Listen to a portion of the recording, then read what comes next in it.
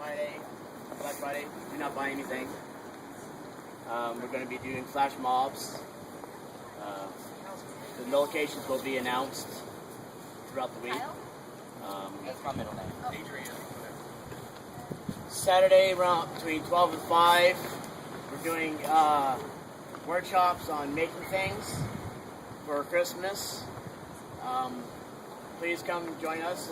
If anybody has any ideas, please get with one of the other staff members, which are not here right now, and that gives them your idea. That's it. Thank you. Katie has a report back from facilitation. Katie! Katie! Katie!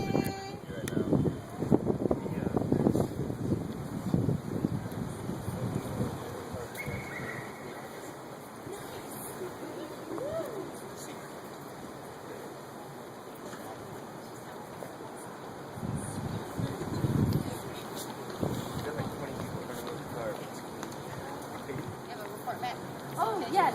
We decided as a facilitation group that we're going to have regular trainings Sundays after the GA. We're not going to do one tomorrow because it's such short notice, but we're going to try to get folks to come out to the Sunday after following Thanksgiving and really focus on people who help lead small groups so that small groups have a good process and are continue to be leaderless and continue to be spaces which are open to everyone's voices. And we're going to get Clarksville folks down. We're excited about that. Adrian Will has a report back from LGBT caucus. Hi, I'm Will. We had our first meeting today for the LGBTQI, LGBT, whatever you want to call it, working group. So first of all, we talked about possible names for the group, which would be either the Queer Caucus or Occupy the Rainbow. We are talking about possible agenda items, which include this legislative session. There will be lots of stuff to deal with, direct action. We talked about direct action with Glenn Cassida from Franklin, really awful guy who sponsors all of the anti-gay legislation in Tennessee.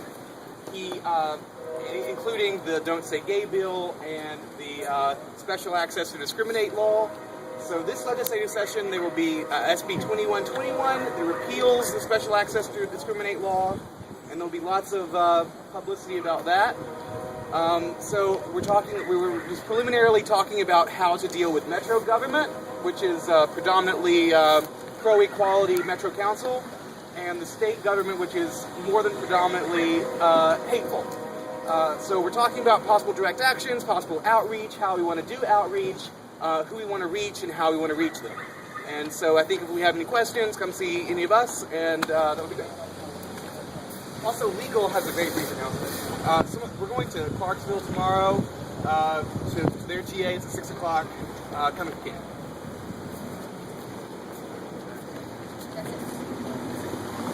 Now it's soapbox, so if anybody has opinions or just kind of want to vent. Gordon has a soapbox. Come on down.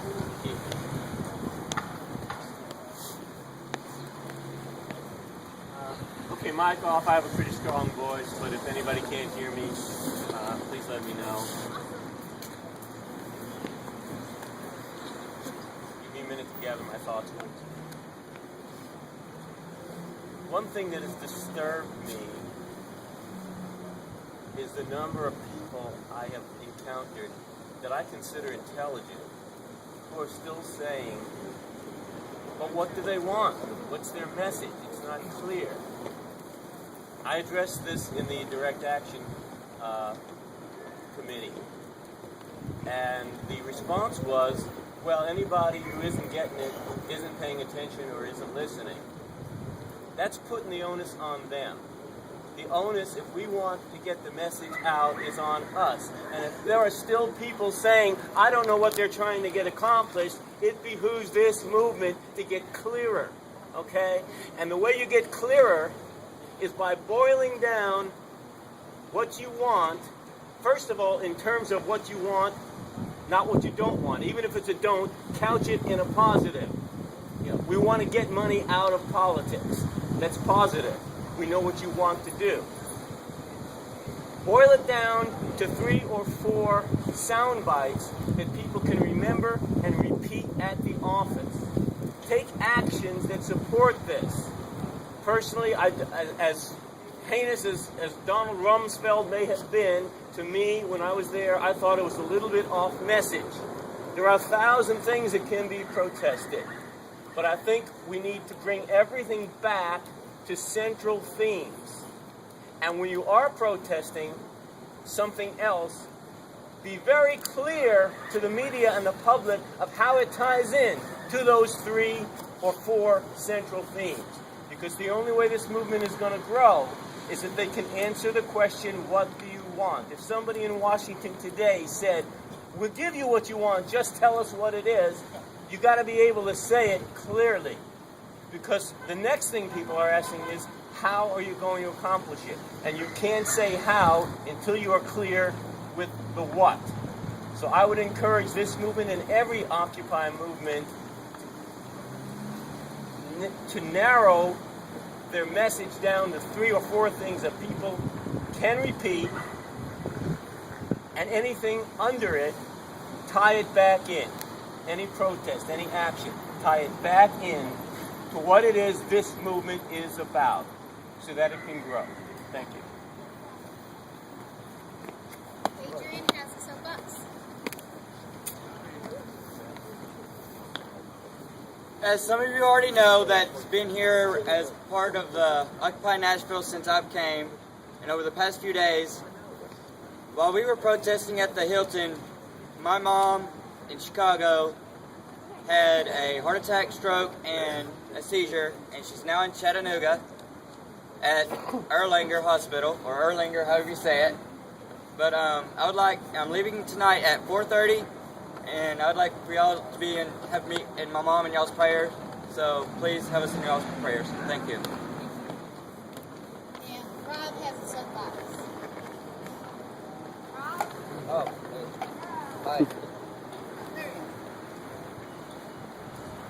Okay, I'm going to be a little bit of a broken record because I gave this message last night at Soapbox, but I feel it bears repeating, and I know there's new faces, and I want to give some ideas for why we should encourage people to boycott shopping at big box, publicly traded stores on Black Friday and maybe the week thereafter, or the 2 weeks. I mean, I think, well, here, let me just start off with my little script. In 2008 on Black Friday in Long Island, Jadimitai Damore was trampled to death by a stampede of impatient Walmart shoppers hoping to get a great deal on some foreign-made plastic junk. He actually wasn't a Walmart employee. He was a temp worker for Labor Now. And basically it was about 2,000 people. They didn't have adequate security.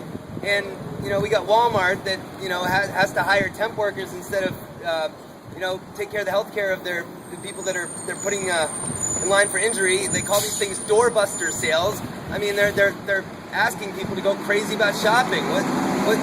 Nothing is worth getting trampled to death over. I really think that's missing the point of the holiday season. There was an article I read 2 days ago or so. This Target employee has started a petition to protest Target's opening at midnight on Black Friday. This article went on to mention Walmart's opening at 10 p.m., 2 hours earlier than last year. Toys R Us is opening up at 9, an hour earlier than last year. Macy's at midnight, Best Buy, midnight, Kohl's, midnight. One person that signed the petition, she said, "I'm so tired of turning on the news the Monday after Black Friday and having to hear about how much money the big retailers did or didn't make, as if that's the point of our year-end holidays."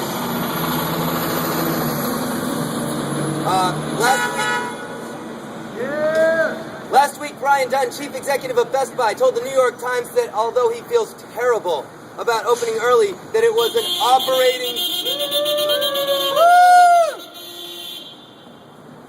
He said it was an operating imperative to keep opening up early. The Target spokeswoman Molly Snyder said, "We have heard from our guests that they want to shop Target following their Thanksgiving celebrations, rather than only having the option of getting up in the middle of the night. I think that's bullcrap. because a recent survey by ConsumerSearch.com found that out of 1,003 people surveyed, 87% believed that retailers should not be open on Thanksgiving. I was kind of brainstorming on this whole concept, and I was thinking about Reverend Billy and the Church of Stop Shopping. He's a performance advocacy group. They encourage people to stop buying all this needless junk, using your credit cards, maxing out your credit cards to buy stuff that we really don't need, and supporting sweatshop labor in foreign countries and everywhere. Let's see. I just really want to think that I really hope that Dimitai Damore's death was not in vain. That maybe it can serve as a lesson to us about how we need to be conscious about our rampant consumerism.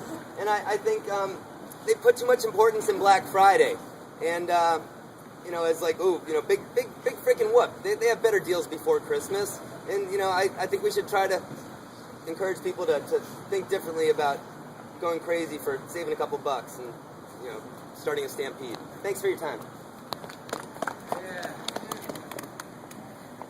there anybody else who wanted a soapbox? That's it.